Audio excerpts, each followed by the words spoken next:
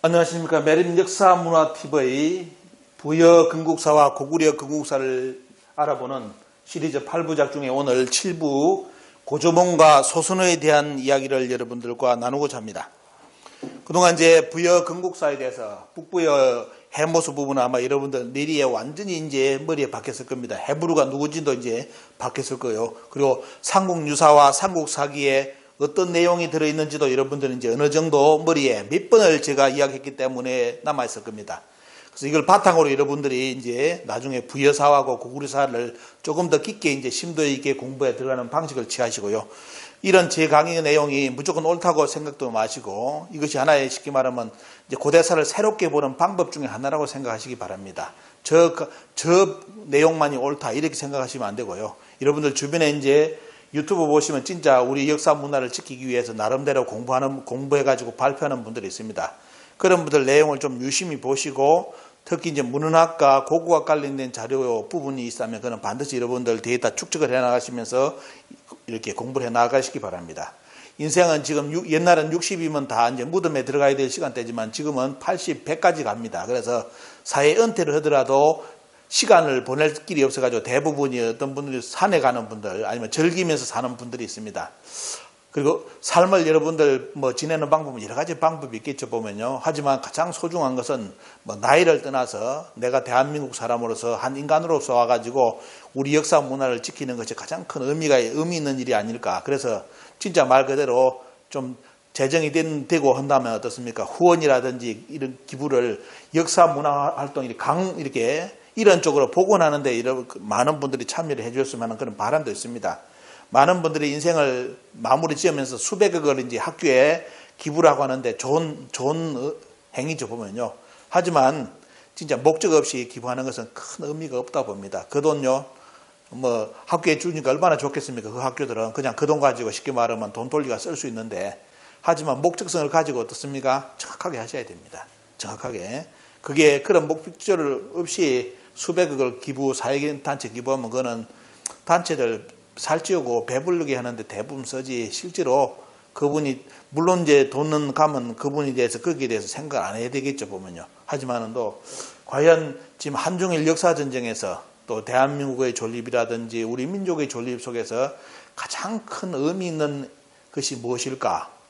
이걸 안다면 과연 올바른 기부, 진짜 좋은 기부는 무엇일까 하는 생각을 좀 달리 했으면 하는 그런 생각을 가집니다. 그래서 이런 아쉬움을 말씀을 드리고 오늘 이제 7번째 시간인 고주몽과 소선호에 대해서 여러분들과 이야기를 나누고자 합니다. 워낙 유명한 인물이고 드라마 주몽을 보면서 아예 각인이 된 인물이 고주몽과 소선호죠 보면요. 이분들에 대해서 어떻게 이해하느냐 이것이 가장 중요하니까 오늘 여러분들 포인트를 잘 잡으셔가지고 한번 깊은 내용을 공부를 해보시기 바랍니다.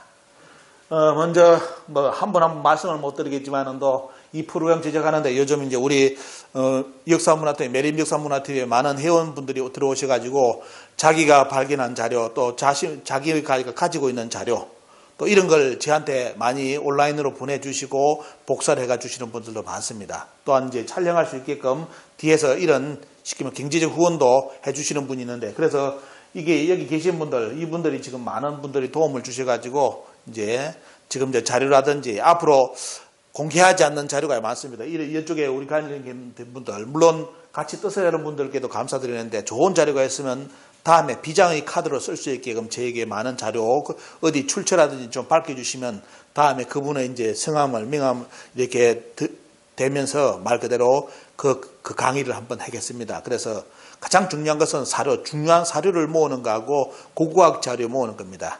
이건 대부분 이제 시중에도 있고 다 있겠지만도 아마 개인적으로 여러분들 가지고 계신 분들이 있을 겁니다. 좀 좋은 자료, 자기가 찾아낸 자료가 있다면 이제 이 강의 영원히 우리 역사를 바로잡는 일에 남길 수 있게끔 그런 자료를 좀 많이 지원도 부탁을 공유를 해주시고요. 또한 우리 일이 될 수 있게끔 많은 분들이 또 후원도 해주시고 앞으로 이제 우리 같이 모이는 그런 날도 한번 잡겠습니다. 잡아가지고 시간 되시는 분들 같이 역사 답사도 가는 그런 일정도 잡으려고 하니까 여러분들 참고로 이제 부탁을 드립니다.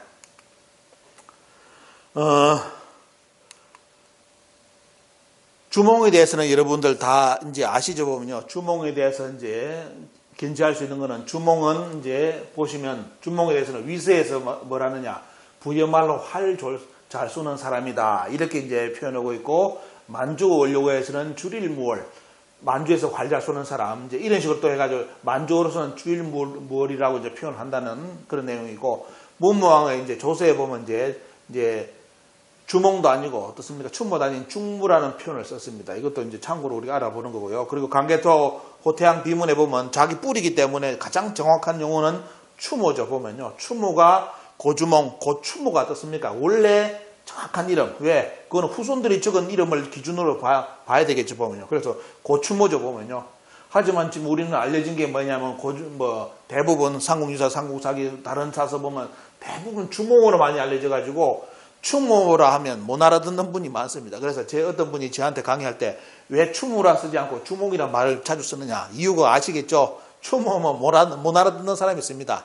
지금 연세가 저희 비슷한 또래, 이제 쉽게 말하면 이런 분들이라면 학교에서 어떻습니까? 하도 이제 한 번씩 주몽을 들었기 때문에 구분하는데요. 역사를 지금 공부 안 하는 세대들은 추모가 누군지도 모릅니다. 모르기 때문에 그냥 추모란 용어 써버리면 못 알아들어요. 그래서 뭘 반드시 깔고 주몽이란 용어를 깔고 추모를 설명해 줘야만 이해할 수 있는 그런 지금 시대가 되었습니다. 그래서 이런 거 잘 좀 생각해 보시고요. 왜 제 양반이 저런 말을 쓰는지 한번 여러분들이 한번 이해를 해 주시기 바랍니다. 자, 여러분들 이제 고구려하고 백제 부분, 고구려 백제, 특히 이제 인물로 본다면 고추모와 소선호를 해석하는 방법이 두 가지입니다. 두 가지가 있습니다. 자, 이 말은 뭐냐면 고추모와 소선호를 어떻게 보느냐. 어떻습니까? 보는 시각이 두 가지라는 겁니다. 하나의 시각이 있고 하나는 뭐냐면 해못으로부터 고주몽 비류 온조로서 이게 쉽게 말하면 혈연의 관계로서 보는 시각이 하나가 있습니다. 또 하나가 돼요. 대부분 우리가 이제 쉽게 말하면 학계에서 논문으로 발표되고 인지되고 있는 그런 방향성은 뭐냐면 고추모와 누구요? 소선을 보는 방식은 해모수부터 시작해가지고 해모수는 근데 문제는 뭐냐? 헤브루에서 떼요. 헤브루의 서자 우태로부터 우태와 소선호를 결혼해가지고 어떻습니까? 이 소선호는 연타발의 딸이었고 상인의 딸이었고 헤브루의 서자 우태하고 결혼해가지고 난 자식이 비류온조다 이렇게 보는 시각. 그래서 결국은 뭐냐면 비류온조는 고조몽의 친자가 아니라 쉽게 말하면 헤브루 서자인 우태의 서자다 이런 식으로 이제 이해하는 방법. 이게 지금 대부분 논리는 이 두 가지 속에서 왔다 갔다 합니다. 그런데 아주 주도적인 내용은 이제 여러분들 두 번째 이야기가 가장 많이 알려진 이야기인데 제가 이제 지금 부여사 강의를 하면서 어떻습니까? 새로운 시각을 여러분들께 설명드렸죠. 제 주장이 아니라 삼국유사와 사기 있는 순수 기록만으로 어떻습니까? 일본의 시각을 여러분들께 이런 시각도 있다는 것을 알려드렸습니다. 그래서 제 강의를 들을 때는 이 두 가지가 있다는 것을 보시고 어느 쪽으로 비판하든지 이건 여러분들의 이제 자유입니다. 나는 이런 식으로 역사를 하고 싶다. 어떤 분은 이런 식으로 하고 싶다. 이게 가장 많이 알려진 이렇게 논문의 대부분은 이런 걸 가지고 어때요? 고구려 백제사 그리고 고추모 소선호에 대한 내용이 이렇게 들어 있습니다. 그래서 이걸 보시고 저는 이제 강의 내용은 일본의 시각을 보여드리는 거죠. 일본의 시각을 가지고 역사의 맥락을 고구려 백제에 연결되는 고리 고추모와 소선호를 보는 시각을 전해드리는 거고 여러분들이 많이 접하는 시각은 두 번째 시각입니다. 그래서 이것은 여러분들 누가 옳다 그러다 떠나서 여러분들 학문이니까요. 학문은 자유니까 자기가 잘 선택하셔가지고 어떤 식의 역사를 나는 정립할 것이냐 이걸 여러분들이 잘 보시기 바랍니다. 저는 이제 일단은 다른 분들 비판하는 그런 걸 떠나서 저는 일본의 시각을 가지고 여러분들 이제 이쪽으로 접근하는 방식을 지금 이야기해드리고 있습니다. 자, 신채호 선생은 이제 조선 상고사를 보면 이 부여사고 고구려사가 너무 엉켜 있어가지고 말 그대로 엉망이 되어 있습니다. 그래서 신채호 선생도 짜증이 났는가 도대체 말이 안 맞으니까 어떤 식으로 가버리냐면 대부분 신채호 선생도 조선 상고사를 보면 고구려 역사가 900년이라는 걸 신채호 선생도 알고 있습니다. 근데 이 900년을 맞추려니까 어때요? 삼국유사, 삼국사기에는 등장인물이 너무 적어. 해모수, 헤브루 어때요? 헤브루? 그 다음에 어때요? 금화 대수가 나와버립니다. 이 짧은 세대 속에서 쉽게 말하면 고구려 이전의 역사 어떻습니까? 고주몽 이전의 그런 짧은 역사 속에서 900년을 구성하니까 왜? 고구려는 약 700년 정도 되는데 그 나머지 200년 역사를 쉽게 말하면 고조모로 시작되는 것은 약 700년. 근데 그 이전에 그럼 200년의 역사를 구성하다 보니까 해모수, 해보루, 금화, 대소로는 어때요? 안 된다는 거예요, 보면. 왜? 그 세대로서 역사 해석이 어려워요. 시대를 맞추려니까 또 안 맞고. 그래서 결국 뭐냐면 아예 신철 선생은 어떤 식으로까지 이제 한번 시도를 해보냐면 아예 해모수 아들이 고주몽이라는 거 이런 시각을 가지고 어때요? 가지고 야 그걸 200년 앞으로 당겨버리는 겁니다. 200년 앞으로. 그러니까 해모수, 모수리, 고해사 이런 식으로 어때요? 북부여기에 대한 기록. 북부여기가 기록이 딱 남았으니까 그리 가면 되는데 연대기가 맞는데 삼국유사와 사기는 중간에 중요한 인물만 딱딱 적어놔버리기 때문에 안 맞잖아요. 시간대가. 그렇기 때문에 뭐냐. 아예 신철 선생 그 자료를 그 시대 때 아마 신철 선생님은 못 찾으셨는가 봐요. 그래서 그걸 찾을 길이 그때 못 찾아보니까 어때요? 아예 해모수하고 고주몽의 역사를 200년 위로 당겨가지고 역사를 맞추려고 합니다. 그런데도 안 맞지요, 보면요. 안 맞기 때문에 나중에 보면 이제 또 본래대의 말씀을 하십니다. 그러니까 이런 것도 여러분 참고를 해보시고요. 학자로서는 그 자료를 못 찾으면 답답한 거 아닙니까, 보면. 예. 역사 연대기라든지 이런 세대 문제 이런 것이 다 맞아야 되는데 너무 안 되니까 지금의 이제 역사에서는 자 그래서 200년 앞으로 당겨서 해석하려는 시도까지 신철 선생님이 했습니다. 자 여러분들은 어때요? 여러분들께는 이제 질문 드립니다. 여러분들은 제가 말씀드린 1번과 2번 고조몽과 소순을 바라보는 시각을 1번으로 할 거냐 2번으로 할 거냐를 가지고 여러분들이 연구를 해보시기 바랍니다. 2번에 관련된 자료는 많은 사람들이 나름대로 지금까지 연구를 해가지고 뭐 중국의 사서라든지 이런 거 끌어들여가지고 연구를 해놨는데 1번의 시각은 거의 없습니다. 거의 없고 이제 북부역이라든지 삼성기 정도로 아는 사람들이나 이제 1번의 방향성을 가지고 이야기했지 대부분은 2번의 이제 논리 속에서 이야기를 합니다. 왜? 그게 뭐 그래도 나름대로 인물들이 등장하는 게 다양하고 하기 때문에 뭐 이야기를 할 수 있는데 그런데 이제 우리는 제가 이야기하는 거는 원문을 보자는 거죠. 원문을 가지고 자 1번의 논리를 다시 말씀드립니다. 또 귀에 딱지가 붙을 정도로 자 정사죠. 자 삼국사기 온조한평을 다시 보겠습니다. 자 여러분들이 1번과 2번의 시각이 이제 나오는 배경을 오늘 아셔야 됩니다. 왜? 우태가 나오고 우태의 자식이 비류온조라 이야기가 나오는 배경을 알아야 되잖아요. 그걸 모르면 여러분들 어떻게 생각합니까? 그냥 원래부터 삼국사기에 우태가 비류온조의 아버지처럼 알고 있습니다. 왜? 삼국사기 원문을 잘 안 보니까 우리 국민들이 안 보니까 학자들도 어때요? 그냥 대세니까 안 하고 넘어가요. 알아도. 그런데 오늘 여러분들 이 강의 통해서 반드시 알아야 될 게 뭐냐? 원래 삼국사기 뭡니까? 온조한편의 본 기록, 본래 기록은 뭐다? 여러분들이 지금까지 말씀드렸던 요겁니다. 그죠? 자, 주몽은 북부에서 난을 그거는 이제 이거 이야기했죠, 보면요. 북부라는 게 아니라, 원래는 뭐다? 여기는 뭐냐? 동부에서 피해왔다는 거. 이거는 제가 정리해드렸죠. 이거는 기술을 잘못했다는 거. 자, 동부에서 난을 피하여 졸본호에 이르렀고, 부여왕이 있었고, 아들이 없었고, 딸이 셋이 있는데, 자, 주몽을 보고 진짜 보통 사람이 아니다라는 거 알고 어때요? 둘째 딸을 아내로 삼게 했다. 자, 여기에 보면 어떻습니까? 아내를 삼게 얼마지 않아 부여왕이 주자 주몽이 왕위를 이었다. 자, 여러분들 이게 원래 온조한평의 본기록입니다. 본기록, 정사의 본기록, 삼국사기에. 그러면 여기 어때요? 여기 1번 시각에서는 보면 원래 본문의 자료에서는 우태도 없고 우태의 아들이 비류온조라는 게 없고 여기서는 뭐 해보면요. 자, 뭐다? 아들을 낳았다. 주몽이 두 아들을 낳았는데 비류와 온조다. 결국은 뭐냐? 이 원래 원문에서는 뭐냐? 비류온조는 누구의 자식입니까? 고조몽의 자식으로 나옵니다. 여기에 두 번째 딸이 결혼해가지고 가부가 됐다는 기록이 있습니까? 없잖아요. 우태가 안 나오고 연타말도 등장 안 하죠. 그죠? 이게 원래 어떻습니까? 삼국사기 온조한편의 원래 본기록입니다. 자, 이 본기록을 통해서 본다면 가장 간단한 것은 고구려의 어떤 고조몽은 부여왕한테 갔고 동부에서 탈출한 다른 부여에 그럼 동부에서 탈출한 다른 부여는 무슨 부여입니까? 역사에서 졸본하고 북부여밖에 없죠. 근데 그 졸본하고 북부여는 또 연결되어 있습니다. 그러면 하나로 어떻습니까? 연결고리가 되는데 결국은 졸본 부여는 북부여하고 연결되는데 그 부여왕은 누군지는 이제 여러분들 앞강의에서 정의됐죠.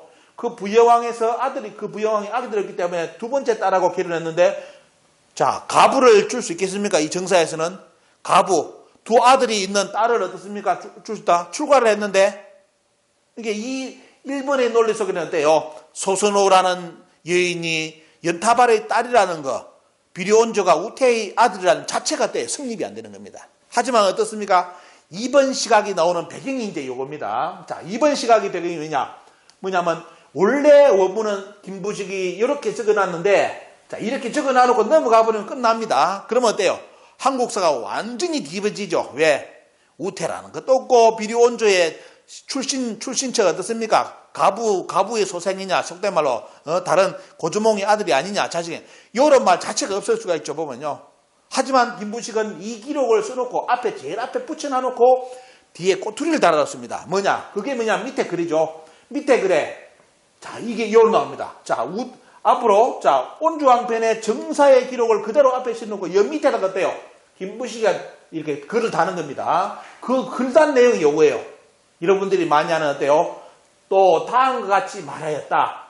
시조 비류왕은 그 아버지가 우태이기 북부여 헤브루의 서손이다. 어머니는 소선호이니 졸본 사람 연타발의 딸이다.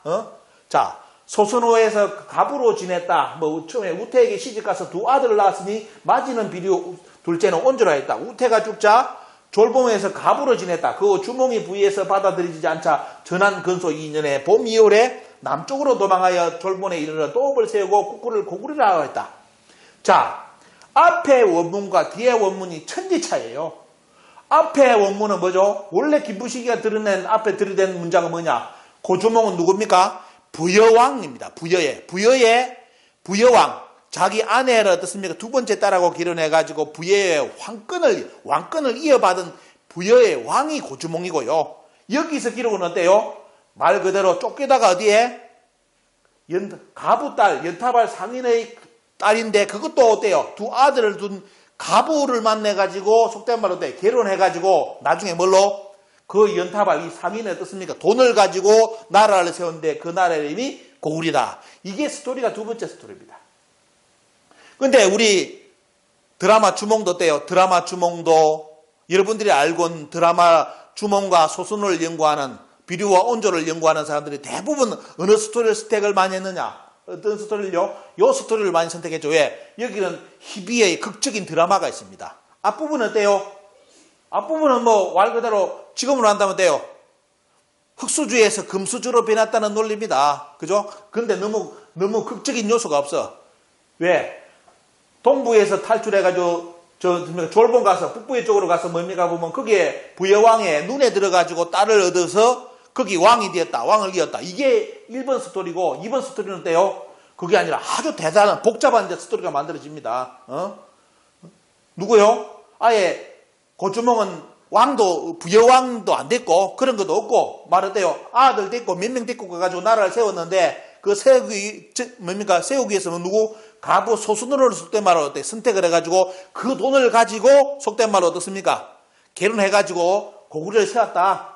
소순의 출처도 뭐다? 당군의 딸이 아니라 누구의 딸? 상인 연타발의 딸이다. 그 소순의 전 남편이 우태였다. 우태의 자식이 비료온조다. 요게 두 번째 스토리입니다. 여러분들 드라마로 만들려면 1번이 극적입니까? 2번이 극적입니까? 어떤 것을 가지고 해야 스토리가 멋있게 돼가지고 사람들이 많이 시청할 수 있겠습니까? 또 어떤 것을 가지고 연구를 해야 스토리가 많이 나오겠어요? 여러분들 1번의 스토리입니까? 여러분들 2번 스토리입니까? 하지만 여러분들 오늘 이야기가 이제 아시죠? 이제 원문을 추치를 받기 때문에 원래 고구려에 대한 원문은 요것이 원문이고요. 밑에 단 것이 자 김부식이가 다른 게 뭐냐면 요걸 달아놨습니다. 요 밑에 그 원문 밑에 달아놓은 내용이 요건데 이 내용이 대부분 어떻습니까? 지금 이것이 마치 고주몽, 소선호, 연타발, 우태의 이야기처럼 많이 이제 알려진 내용이 요겁니다. 여러분들 선택은 여러분들이 하시기 바랍니다. 저는 원래 삼국사기 원문을 여러분들께 오늘 보여드리고 이 두 가지 시각이 있는데 우리는 어떻습니까? 이 앞에 있는 1번의 시각을 우리 국민들이 저게 삼국사기에 있는 줄도 모르는 분들이 너무너무 많다. 이걸 여러분들께 오늘 말씀을 드리고자 합니다. 자, 그래서 결국 뭐냐면 삼국사기, 삼국유사 속에 나오는 고구려 백제의 신라에 한번 이렇게 그 역사관을 여러분들께 비교를 해드리는데, 자, 고구려는 어떻습니까? 자, 고구려는 오늘 이야기로 본다면 고구려는 뭐다? 고구려는 삼국사기 기준으로 본다면 김부식이 어때요? 원래 원문도 다른 원문만 남겨놓은 게 아니라 밑에다가 완전히 원문하고 다른 시각의 글을 남겨놨기 때문에 그 글 내용을 본다면 자, 여기서 이제 고구려 백제 신라에 대해서 이제 의식을 어떻게 했는지 한번 살펴보겠습니다. 자, 김부식의 이렇게 역사식과 이제 이런 이제 스님의 역사식을 읽어낼 수 있는 코드 중에 하나가 여기인데, 지금 고구려 역사를 여러분들이 연타발이라든지 이런 쪽으로 이제 고구려의 이제 연결고리를 만든다면 결국은 이제 고구려는 고조몽과 연결돼 가지고 고조몽은 연타발 상인의 가부 딸과 결혼해 가지고 그 재산을 가지고 고구려를 건국한 걸로 이렇게 이제 어필이 되고요. 이제 백제는 말 그대로 비온조 백제는 고조몽의 친자가 아니라고 했기 때문에 결국은 헤브루의 서자이면서 또 그 서자인 우태의 자손이 세운 나라. 결국은 이제 고조몽과의 연결고리 천륜도 다 끊어져 버리는 것이고, 결국은 뭐냐면 뭐 헤브루 서자의 계보, 그죠? 북부에서 쫓겨난 헤브루의 서자의 우태의 자손이 바로 세운 나라가 백제다. 이런 식으로 고구려 백제가 이제 잡힐 겁니다. 그리고 이제 신라는 말 그대로 이제 이런 스님 보면 이제 지금 박희것의 뿌리, 어머니 되시는 파소를 지금 사소라고 해가지고 중국 황실의 딸로 이제 또 이렇게 이런 스님은 또 이야기를 해놨습니다. 다 잘못돼가지고 보면요. 원래 박희것의 지금 박씨들 듣겠지만은 박씨들은 뿌리는 박희것의 어머니는 바소가 아닙니다. 파소고 나중에 제가 이제 강의도 한 것처럼 어떻습니까? 그 파소는 누구냐면 결국은 북부여의 고두막한의 이제 쉽게 말하면 고두막한의 계보로서 이제 나가는 건데, 이런 우리나라 부여사가 다 파괴돼 버렸기 때문에 결국은 이제 박씨들의 뿌리도 파괴된 거고요. 그 과정에 이제 알 이야기로 그 천손 이야기 할 때 알을 이제 난생 신화라는 표현을 하죠 보면요. 그런 것만 남기고 나머지 실제 박희것의 뿌리가 북부하고 연결되었다는 거, 그 내용은 지금 우리 역사에서 사라진 겁니다. 그래서 이런 역사를 통해서 우리가 바로 잡아야 될 것이 여러 부분, 박씨들은 자기들 박씨의 뿌리를 바로 잡기 위해서 부여사를 반드시 공부를 해야 되고요. 고씨들도 그렇고, 이제 고구려는 이제 고씨고, 백제는 부여씨죠, 보면요. 부여씨. 고씨가 이제, 시키면 고주몽 계열에서, 고구려에서 고씨를 썼기 때문에 자기들은 이제 뿌린 부여씨를 가지고 나가가지고 비료원자가 다 이제 부여씨를 씁니다. 그래서 이 배경자태, 지금 여러분들이 앞에 이제 이 두 번째 논리 가지고 해석을 한다면, 이런 쪽으로 이제 고구려 백제 신라에서 이제 고려 때 인물인 김부식과 이런 스님의 이제 역사관에서 본다면, 김부식은 고구려 백제를 이런 식으로 이제 볼 수 있는 시각을 만들어 놨고요.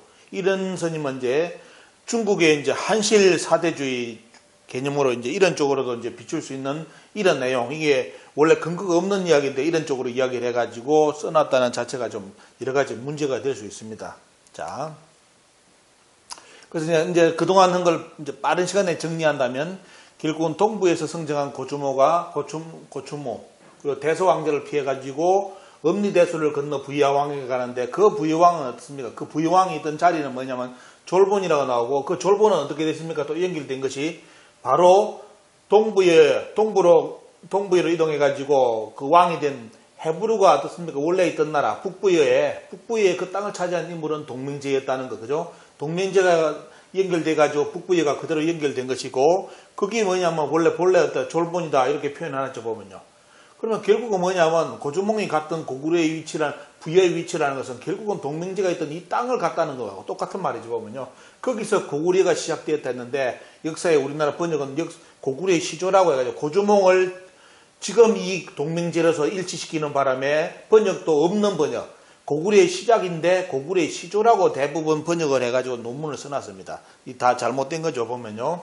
참고를 하시고, 그 다음에 뭐냐면 또 나간 거 아까 이야기 이제 정리를 해야 되니까, 고주몽이 갔을 때 부여가 왕이 있었고 아들이 없어가지고 딸을 이렇게 결혼시켜가지고 뭡니까 보면 자기가 죽고 난 뒤에 고주몽이 왕이 되었다. 이것이 이제 또 말 그대로 역사 기록에 그대로 남아있는 건데, 그죠? 이거는 고구려 봉기입니다. 그러면 이 외에 이런 부분이 우리 역사에서 어필이 되지 않고 왜 두 번째 번역, 두 번째 연구 방향, 우태가 뭡니까 보면 비류 온조의 아버지라는 거, 소순과 가부라는 거, 그죠? 왜 이런 쪽으로 갔을까요? 이런, 쉽게 말하면 우리나라 역사의 정통성을 부르짖으려면 이런 내용이 먼저 주목이 돼야 되는데, 문제는 아시다시피 오늘 처음 보시는 분도 있을 것인데, 이런 내용이 주목받지 못하고 어때요? 이제 이련 스님이 다루는 그 뒤에 뒷이야기, 김부식이가 다루는 그 뒷이야기 있죠. 이게 더 속된 말로 막장 드라마 같은 이야기가 있습니다. 그 내용이 이제 어필이 돼가지고 우리나라 역사에 대부분 고주몽, 소순호, 비료온조 이야기하면 그 이야기를 떠올립니다. 원래 원본에 있는, 어떻습니까? 원래 강조해야 될 그 역사는 뒤로 빠진 부분이 있죠. 그게 1번 해석인데, 이런 걸 여러분들이 포인트를 한번 보시고, 그동안 이제 2번을 보시고 연구하신 분들은 이번 계기를 통해서 1번의 이제 패턴을 가지고 역사를 한번 파고 들어가는 그런 연구도 한번 하셔가지고 역사의 여러 가지 다양한 시각을 우리에게 좀 많이 전해주셨으면 좋겠습니다. 자, 그래서 이제 결국은 뭐냐면, 여기 나오죠. 동부에서 탈출했을 때 졸본부예가 이미 있었다는 거. 졸본부에 이미 왕이 있었고 부여왕이 있었고 그 왕을 이어서 부여왕이 뛰었다는 것이 고주몽이죠. 그래서 고주몽의 신분은 뭡니까? 고구려를 열기 이전에 뭐죠? 부여왕이 뛰었다는 겁니다. 그죠?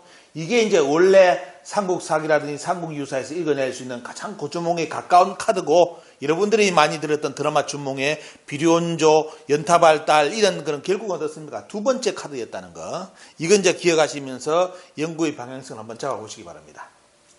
그래서 결국은 이제 정리한다면 그 동명왕, 고주몽 이전에 동명제가 있었는데 그 동명제가 북부예를 이은 건데 보면요. 그죠? 왜?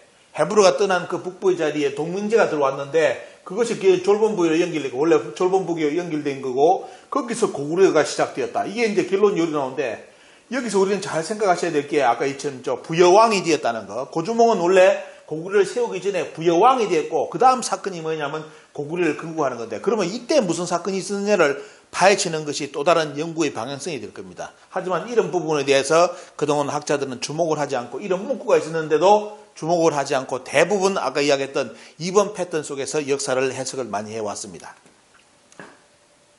그런데 우리가 여기서 이제 다시 이제 제 강의에서 똑바로 이제 봐야 될 게 뭐냐. 자, 그런데 자, 고주몽이 찾아간 거기 부여, 북부여, 졸본부여 연결되는 그 북부에는 어땠어요? 원래 북부를 세운 해모수, 북부에는 원래 해모수가 세웠죠. 해모수가 세운 해모수의 후손이었대요. 다스린 게 아니라 누구죠?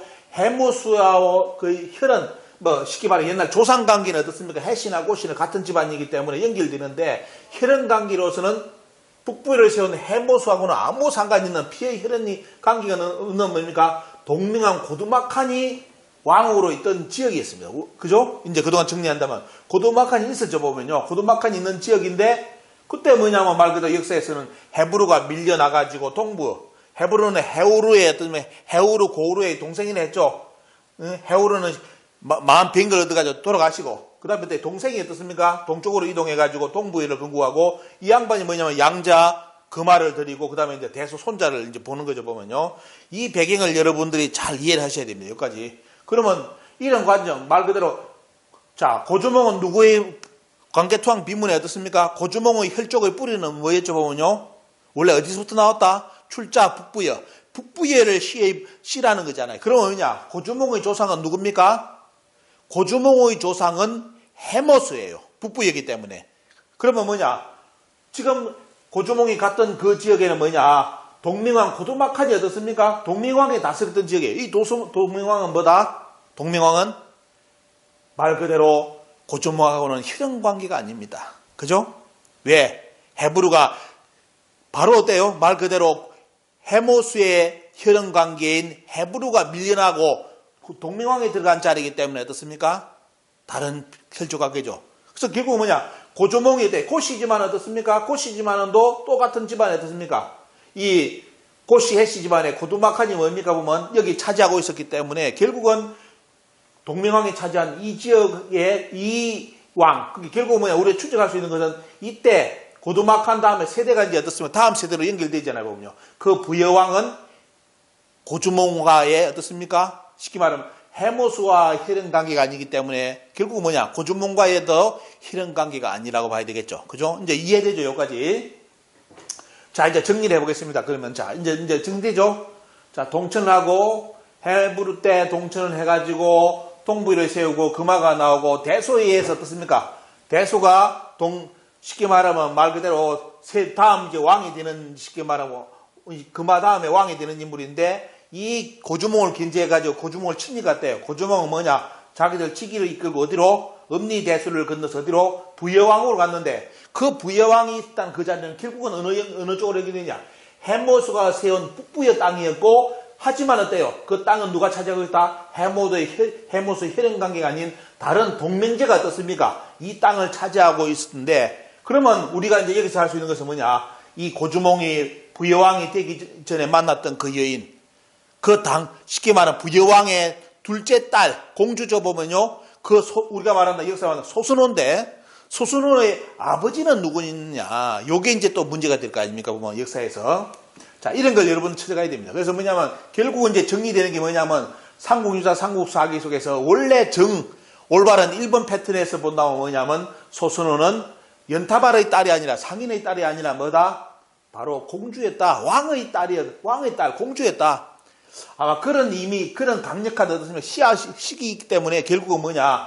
고구려 백제를 건국할 수 있는 여왕이 되지 않았느냐? 이런 쪽으로 우리는 생각을 해볼 수 있습니다. 결국은 뭐냐면 이 소순호는 고두막한의 후손이면서 어때요? 아버지가 누구겠습니까? 고두막한의 아들이 되겠죠, 보면요. 아들이 결국은 뭐냐면 이제 이 양반의 됩니까? 소순호 여왕의 말 그대로 아버지가 되는데, 자, 이까지 이제 스토리가 여러분들 정리됐다면 어느 정도 쉽게 정리됩니다. 그래서 북부여기에서는 어떻게 해놨느냐? 이 소순호의 아버지가 고두막한이었대요. 차지하고 북부의 땅을 차지한 고두막한이 이렇게 북부의 땅을 차지했는데 그 고두막한의 뭡니까? 아들이 누구였냐면 바로 김산호 화백에서 그린 어떻습니까? 바로 고무수 당군이었다. 그러면서 북부에 했대요. 북부의 해모수, 모수리, 구해사, 고르너죠. 이게 원래 어떻습니까? 원래 해모수의 혈연관계죠. 어디까지? 헤브로까지. 그 말은 양자기 때문에 어떻습니까? 혈연관계가 아니죠, 보면요. 요까지가 말 그대로 해모수의 어떻습니까? 혈연관계고, 헤브로에서 그 말은 양자기 때문에 맥이, 속된 말로 혈연의 맥은 끊어지는 겁니다.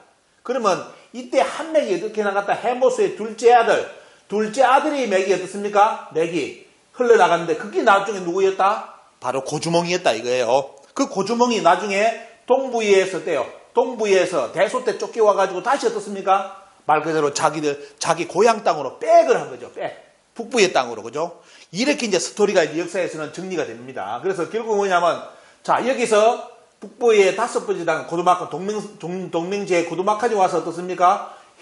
해모수하고는 혈연관계가 아닌 고두막이 이 땅을 차지하면서 북부의 5번째 어떻습니까? 당군이 되고 그 아들이 이제 고무수가 등장하는데 이 고무수의 딸이 누구였다? 여러분들이 역사에 등장하는 소순호라는 공주였다 이겁니다. 그런데 이제 삼국사기의 포인트, 두 번째 포인트, 김부식이가 추정했던 두 번째 포인트 중에 1번 있고 2번인데 두 번째 포인트가 강조되다 보니까 이 소순호가 고무수 당군의 딸이라기보다는 연타발 상인의 딸로서 지금 대부분 어필이 되어 있다는 거. 그죠? 그래서 소순호라는 양반이 말 그대로 고무수 당군의 딸이라면 아마 엄청난 한을 품고 있을 겁니다. 왜? 역사에 자기 존재를 어떻습니까? 완전히 부정해버리고 상인의 딸로 만들어놨기 때문에 이것이 참 역사에서 바로 잡아야 될 문제 중에 하나인데 문제는 이제 연구의 패턴을 어떤 쪽으로 1번이냐 2번이냐를 가지고 이제 연구한 사람들마다 차이점이 있기 때문에 이거는 잘 판단하시기 바랍니다.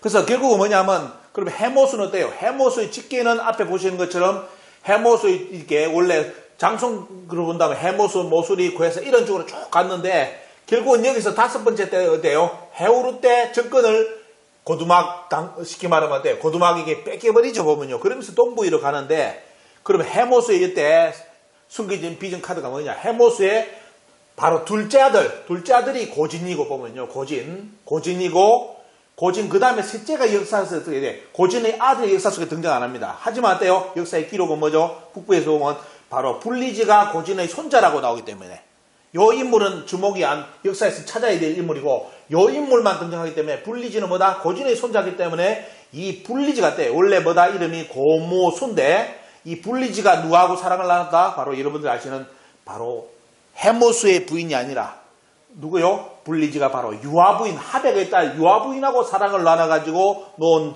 사람이 바로 고주몽이라는 겁니다. 그러니까 결국 뭐냐? 사랑의 배신자라고 역사에 이렇게 쉽게 말하면 어때요? 역사에 평가받는 진짜 유아부인의 남편은 누구였다? 해모수가 아니라 어때요? 바로 해모수의 둘째 아들 고진의 손자인 불리지, 고모수가 어때요? 고모수가 바로 유아 부인의 진짜 남편이고 고조몽의 진짜 아버지였다는 겁니다. 그러면 이런 계보, 고진이라든지 이런 거에 대해서 그러면 저게 쉽게 말하면 북부역이나 고구려 이런 이야기만 나오느냐, 고구려 봉기라든지 이런 쪽으로만 나오느냐, 그럼 못 믿는 거 아니냐 하는데 때요. 실제로 역사에서는 이쪽 세대에 어떻습니까? 이쪽 라인을 살펴볼 수 있는 역사 기록이 있습니다. 자, 참고를 해야 되겠죠? 자, 보시면 어때요? 고구려 봉기에서는, 고구려 국봉기에서는 이런 말이 있습니다. 자, 고리군왕 고진. 자, 해모수의 둘째 아들인 뭡니까? 고진이 누구의 어디의 왕이었다? 고리군의 왕이었다는 겁니다. 고리군의 왕이라고. 그리고 해모수의 두 번째 아들이다. 이렇게 표현해놨습니다. 그리고 옥저 아시죠, 여러분들? 옥저를 다스렸던 제후가 바로 불리지인데, 불리지가 누구다? 고진의 손자였다. 해모수 둘째 아들인 고진의 손자였고, 이 고진의 손자 불리지가 누구를 만나서 서암록에서 유아를 만나가지고 어땠습니까? 사랑을 해가지고 고주몽을 낳았다. 이렇게 되어 있습니다. 그 날이 며칠이다? 5월 5일이다. 근데 우리는 5월 5일을 어떻게 알고 있다? 단오를 알고 있죠? 단오. 근데 실제로 어때요? 5월 5일은 단오 외에 또 뭐가 있다? 바로 고주몽 탄신일입니다. 그죠? 이것이 나중에 고구려 문화에서는 어떤 문화로 나온다? 광계절로 나옵니다. 광계절 문화로 나가지고 보면요. 자, 그런 문화가 나오고 4월 초파일에 뭐다? 여러분들 기억하시는 거? 부처님 오신 날로 우리나라는 쓰지만도 실제 4월 초파일에 뭐다? 누구하고 관련된 역사적인 날이다? 바로 해모수하고 관련된 날이다. 이 정도 여러분들 기억을 하셔야 되겠죠. 그래서 여기 보시면 이제 고주몽을 낳았고 그런 이야기 쭉 기록이 되어 있고, 그래서 5월 5일은 기억할 때 여러분들 단오절과 광계절, 그리고 고주몽 탄신을 어땠습니까? 여러분들 기억하시면 머리에 쏙 남을 겁니다. 자, 이런 기록이 고구려국 봉기에 있는데, 자, 그러면 이거는 뭐냐? 어떤 이야기? 그럼 한다고 이야기 있는 거 아닙니까? 하는데 실제로 그게 아니라 이제 역사를 연구할 때는 꼭 이제 여러 가지 문헌을 봐야 되겠죠. 자, 여러분들 여기 보시면 한원이라는 책이 있습니다. 한원이라는 것은 당고종 현경 5년에 장초금이라는 분이 저수르고 송대에 옹공이라는 양반이 주석을 달았는데 거기에 어때요? 자, 한원에 보면 어떻습니까? 뭐가 나오냐? 한원에 보면 자, 부여에 대한 기록이 나오면서 부여에 대한 이야기가 쭉 나오면서 자, 북이 기록 나오죠. 북이. 여러분들 북이는 뭐죠?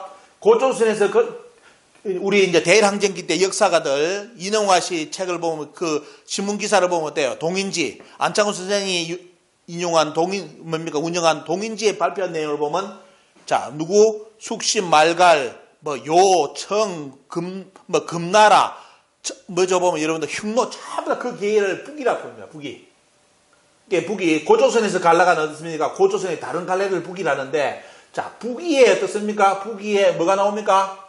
자, 말하는 앞에 이야기했던 자, 고구려국 봉기에 등장하는 고리국이 등장합니다. 자, 고리국이 등장해요. 자, 고리국이 등장하고 또 어떻습니까? 또 여름 기록이 쭉 계속 등장합니다. 자, 이렇게 자, 고리라는 기록이 여러분들 자, 후관서에 쭉 나오면서 쭉 고리가 등장하죠. 자, 일부러 지어낸 이야기 아니라 문헌상으로는 어때요? 반드시 연구를 해봐야 될 문제 중에 하나가 뭐냐? 북이라는 용어도 등장하고 고리라는 용어도 등장한다. 그게 뭐냐? 고구려국 봉기에 등장하는 고리라는 거에 보면 그 고리국의 뭡니까? 왕이 누구였다? 자, 여기서는 어때요? 한원에서는 언급은 안 했지만 이 고리국을 다스린 인물이 누구다? 해모수의 둘째 아들 고진이었다 이겁니다. 역사에. 그러면 이런 문헌이 서로 비교되면 서로 연결고리가 만들어지겠죠. 자, 이렇게 역사에는 한원에 보면 기록이 나올 거예요. 보면요. 그 다음에 만주원료고에 보면 어떻습니까? 만주원료고 보면 또 어떻습니까? 북방에 대해서 위락의 옛날에 뭐다? 위락을 보면 옛날에 북방에 뭐가 있었다? 자, 이것도 북방이라는 게 북이 계열이죠. 보면요. 자, 고리라는 나라가 있었다. 나옵니다. 고리. 그죠? 근데 이 고리가 뭐다? 여기 나오면 어때요? 이쪽 이제 여러분들 이제 이 문형만 보시고 나중에 공부를 해보시죠. 이 고리가 고구려냐 이래 해놨는데 나중에 보면 뭐냐? 어떻게 이 책을 만주원료고에 뭘 했느냐? 자, 뭘 했습니까? 옛날 북방에 고리국이 있었다. 탕리를 후한세는 생리했다. 그러니까 고리, 탕리, 생리가 통한다는 거죠. 보면요. 자, 고리국이 있었는데 그건 탕리로 불리고 탕리, 고리, 탕리, 생리라는데 자, 이러면서 색의 발음은 탁이라 하였다. 통전에는 탕리로, 양세에는 고리라고 기록을 하였는데 고구려라 할 때의 고려가 아니다. 그러니까 구분하라는 거죠. 이 고리는 어때요? 어떻습니까? 이 고리는 고주몽이 세운 고리하고 구분해야 된다고 일이 써놨습니다. 고구려가 아니다. 수세에는 고리라고 하였으나 같은 나라라고 하였는데 이는 잘못된 것이다. 왜? 이제 구분하시겠죠? 이 구절 하나가 어떻게 표현됩니까? 이 구절 하나가 이제 어디에서 할 수 있나 확인되느냐? 앞에 거꾸로 들어가겠습니다. 자, 뭐냐? 고진이 세운 나라가 돼요. 고진이 다스린 나라, 세운 나라, 다스린 나라가 고리였지 고주몽은 고구려예요. 물론 뿌리는 어떻습니까? 이쪽으로 온 거죠. 하지만 고주몽은 어떻습니까? 고리국의 국왕이 된 게 아니라 뭐요? 북부에 어떻습니까? 북부에 나중에 뭐요?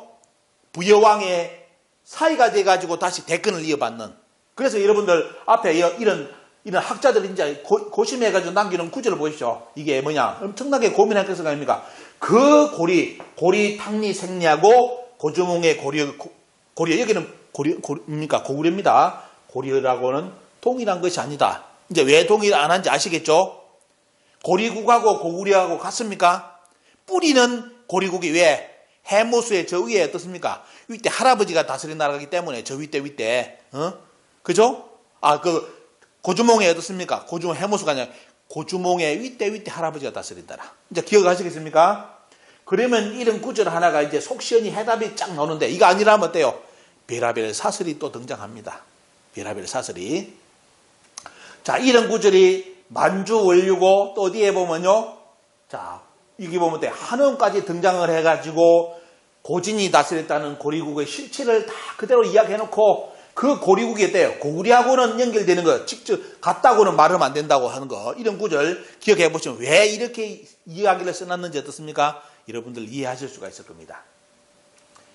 그리고 만주원료에 보면 또 다른 기록에 보면 어때? 고리국은 뭐다? 이제 보면 어때? 요사 쭉 이야기 나오면서 어느 지역명까지 나오고 지금의 뭐다? 지금의 어디 있다? 개원 서북 쪽에 경기에 있다. 뭐 하면서 음로하고 연결되고 이런 부분이 쭉 나오져 보면요. 자, 이렇게 나름대로 역사서에 우리 여러분들이 공부를 하시려면 추적할 수 있는 글이 이렇게 고리라든지 이런 부분. 그런데 북부 여기를 알면 속 시원히 고리국의 실체가 나오는데 북부 여기를 모르고 어때요? 고리, 생리, 탕리를 찾으면 답 없습니다. 아무도 몰라요. 왜? 없어. 그거밖에 없어. 구절이. 그 고리국 왕이 누군지도 말이 없어요. 그냥 기록만 나와. 그런데 북부 여기라든지 고구려국 봉기에 보면 어때요? 그 기록이 쭉 나오는 거예요. 그 기록이. 그러니까 어때요? 역사의 보배라는 겁니다. 그런 책이. 그죠? 모든 의문점을 풀어줄 수 있는 책이잖아요. 그런데 문제는 뭐냐? 우리나라 학자들이 그 책을 절대로 지금도 보지도 않고 어때요? 답이 자기들이 짬뽕으로 만들어 놓은 상공유사와 사기를 가지고 지금도 짬뽕을 하고 만들어 있습니다. 그래서 결국 뭐냐? 부여가 더욱더 안 보여집니다. 부여가지고 더 부여가 어때요? 안 보이게끔 만들어 놨습니다. 그게 부여사하고 고구려사가 핵심을 정확하게 인식을 해가지고 이런 부분을 딱 정리를 했어야 되는데 이걸 정리하는 사람이 지금 학자들이 별로 없죠. 자, 그리고 이제 당군세계에 보면 뭐가 나오냐면 자, 고리국에 대한 존재가 쭉 나오죠. 보면요. 해모수가 연결된 것이 어디다? 고리국하고 연결되어 있다. 해모수가 어떻습니까? 웅심산에서 일어났는데 원래 어떻습니까? 어디 사람이다? 고리국 사람이다. 이런 표현이 되어 있습니다. 그리고 어때요? 북부 여기에 보면 두막루가 이제 고두막이라는 거 연결된 고리가 나오면서 나중에 고두막한이 어떤 고두막이 뭐냐? 어디로? 여기 나오죠. 자, 졸본에서 해가지고 이제 동맹이라고 이제 자기를 이제 표현했다는 기록, 호를 동맹이라 했다. 근데 나중에 때 한나라를 멸할 때, 한나라가 동방 땅을 먹을 때 어떻습니까? 그 한나라를 물리치면서 나중에 어디까지 진출하느냐? 자, 어디십니까? 서안평에 옛날에 고리국의 땅에 갔다는 기록이 어디에 있다? 북부여기에 있습니다. 이런 기록을 1979년에 어떤 사람이 창작을 했다고요? 그렇게 추적하는 사람들 자체가 참 천재라고 봐야 됩니다. 그렇게 이런 내용 기록을 역사의 모든 의문점 풀리던 내용, 의문점이 어떻습니까? 풀 수 있는 이런 내용을 한 사람이 창작해가지고 1979년에 만든 책이 지금 한다호기라고 주장하는 그 소설가. 대단합니다. 그죠? 자, 이런 기록이 그대로 남아가지고 중국의 사설하든지 모든 것에 어떻습니까? 연결고리를 만들면서 해답을 제시해주고 있습니다. 그리고 실제 이제 고주몽의 이제 뒤에 이야기가 같은 불리지가 이제 세상을 뜨고 유아부인이 자기 아들 고주몽을 데리고 어디로 왔다? 가섭은 동부에로 와서 살게 되었다 하는 그 기록이 어떻습니까? 고구려국 봉기에 나와 있습니다. 여기서 어때요? 나중에 누구를 만난가? 유아부인이 누구를 만나요? 금화를 만나고 이 내용이 나오죠. 여러분들 금화왕을 만나잖아요. 금화.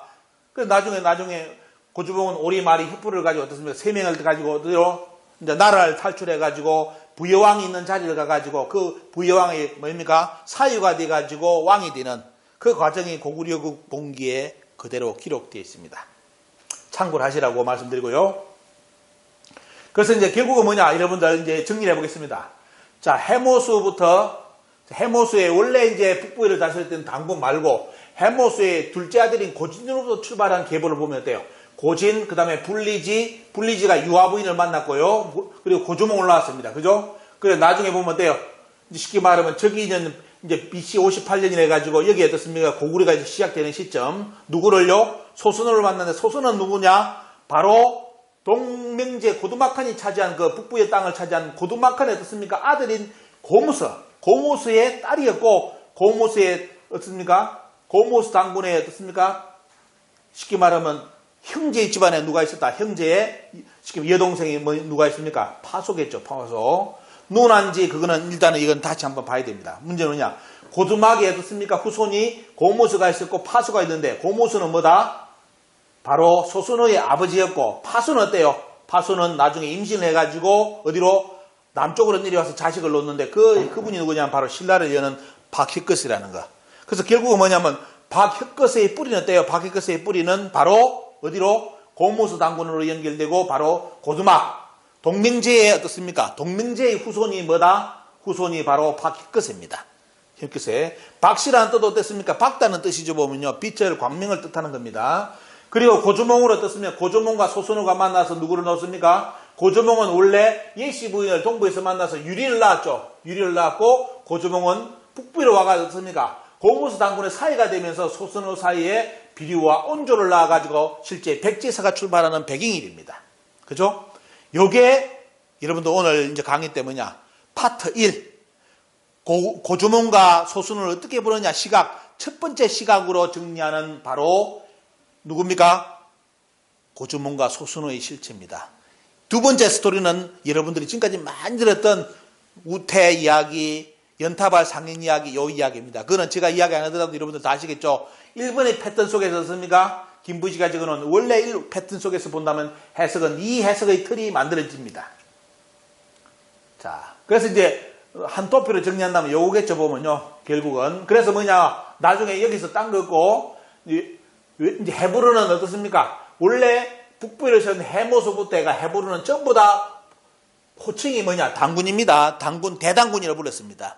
그 기록이 뭐냐면 조선 상고사 신재호 선생이 뭐라 했느냐? 헤브론은 대당군의 직책을 세습했다고 기록해놨습니다. 이런 기록을 봤다는 거겠죠. 그래서 나중에 이제 여러분들이 이해할 수 있는 게 뭐냐면 삼국유사 왕력편에 왜 고주몽을 당군의 아들이라 표현했느냐? 이제 이해하시겠죠? 이런 역사를 모르면 어때? 북부 역사를 모르면 전부 다 백발백중 고주몽을 당군의 아들로 이렇게 딱 삼국유사 왕력편을 이렇게 적어놓은 걸 어떻게 해석하느냐? 백발백중 전부 다 어때요?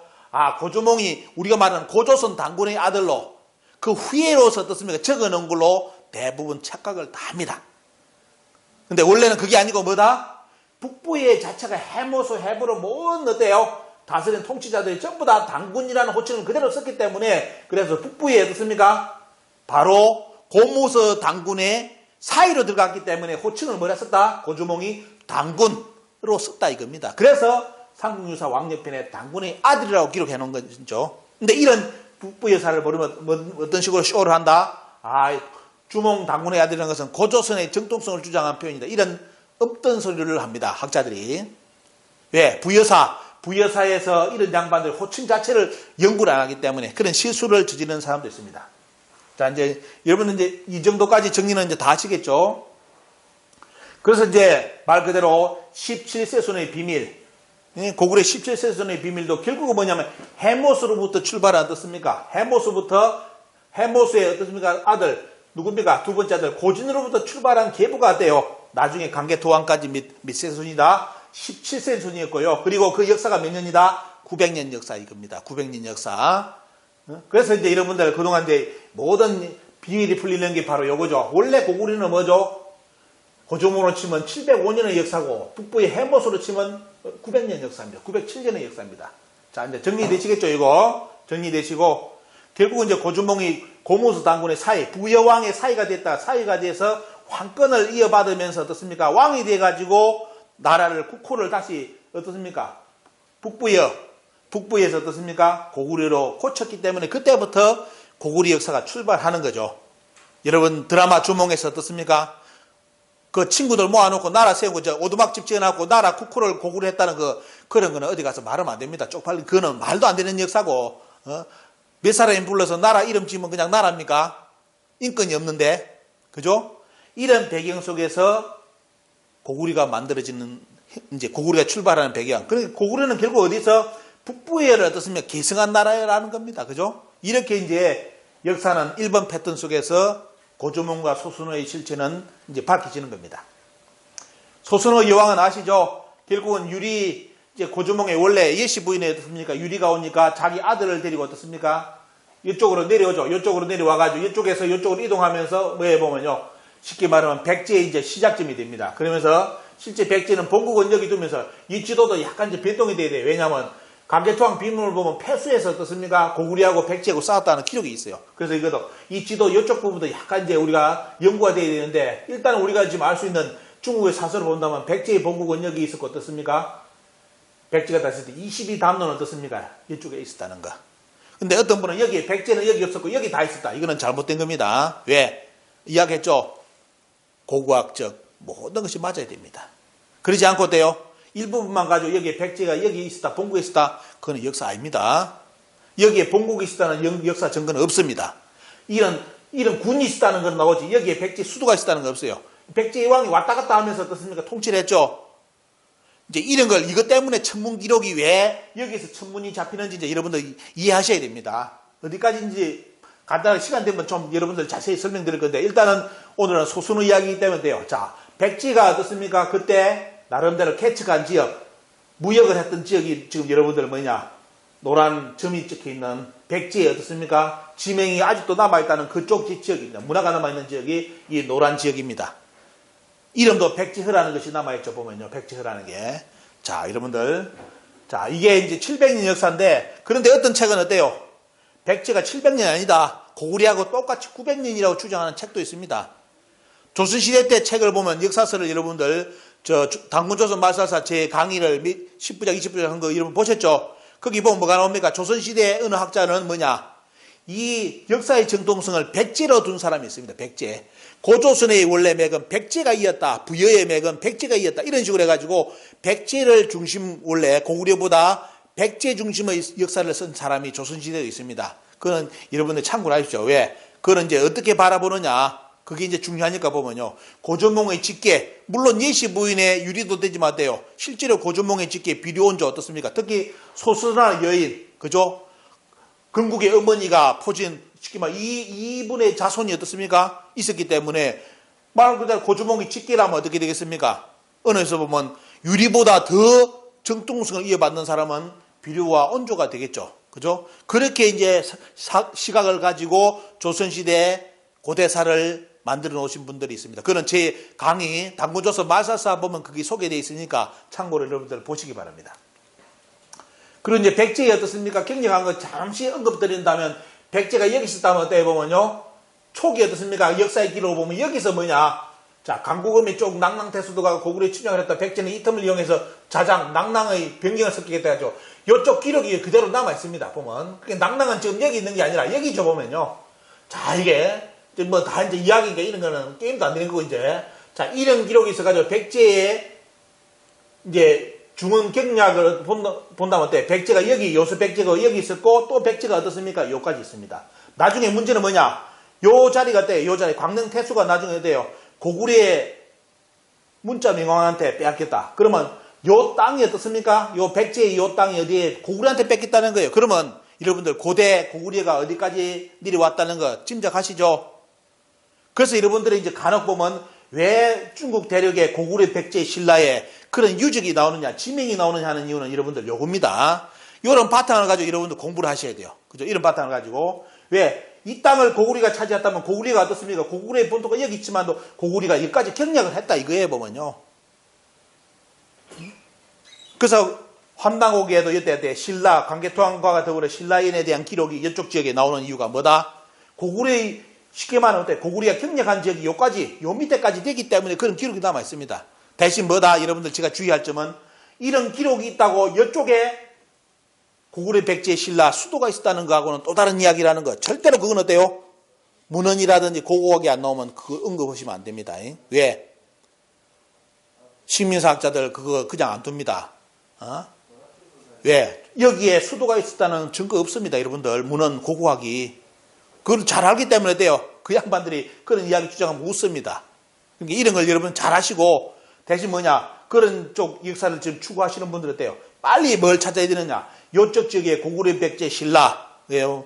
고고학적 유물, 무덤이라든지 양식 어때요? 토기, 모든 양식 여기서 발굴된 유적지를 다 찾아가지고 고구려 백제는 요쪽 지역에 어때요? 중국 지역 요쪽 가면 전부 다 백제의 토기가 다 나옵니다. 무덤도 나옵니다. 이거는 되는데 고구려 신라가 이쪽에 수도가 있었다면 어때요? 그 유적을 여러분들 찾아내셔가지고 역사적 접근을 하시는 게 가장 빠릅니다. 제가 이제 이 말씀 드리고, 왜냐하면 이 내용을 제 유튜브에 와서 질문을 하는 분들이 하도 많기 때문에 제가 답변을 드립니다. 그게 우선입니다. 무조건 옳다 그러다 이야기하기 전에 어때요? 고고학적으로 수도라든지 그걸 증명할 수 있는 고고학적, 문학적 자료를 반드시 확보를 하시기 바랍니다.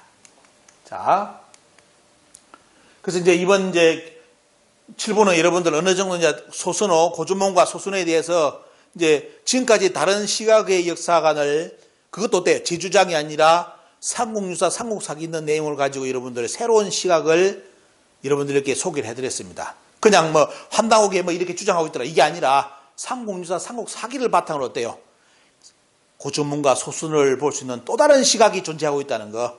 요게 7부에 여러분들께 전하고자 하는 내용입니다. 여기에 여러분들 조금 더 연구를 더 많이 하셔가지고 저는 기초만 제공하고 여러분들이 더 나아가시기를 부탁을 드리고 오늘 7부는 여기서 매듭 짓겠습니다.